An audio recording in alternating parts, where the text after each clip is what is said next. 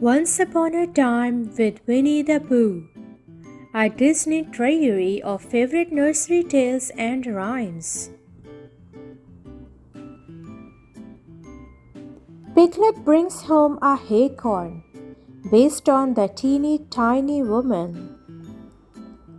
Once upon a time there was a teeny tiny piglet who lived in a teeny tiny house next to the teeny tiny sign of Trespassers Will. One teeny tiny day, the teeny tiny piglet picked up his teeny tiny basket and went out of his teeny tiny house for a teeny tiny walk. He walked for a teeny tiny time until he came to a deep dark wood. Deep in the deep dark wood, the teeny tiny piglet found a teeny tiny haycorn. The teeny tiny piglet said to his teeny tiny self, "This teeny tiny haycorn will make a delicious teeny tiny supper."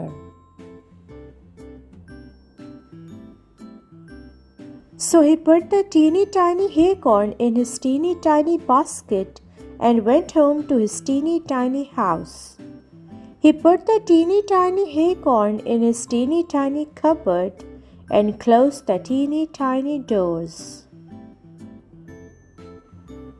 Then, as he was a teeny tiny bit tired, he snuggled into his teeny tiny bed for a teeny tiny nap. He was asleep only a teeny tiny time when he was awakened by a teeny tiny voice squeaking at his teeny tiny window. "Give me back my haycorn," said the voice.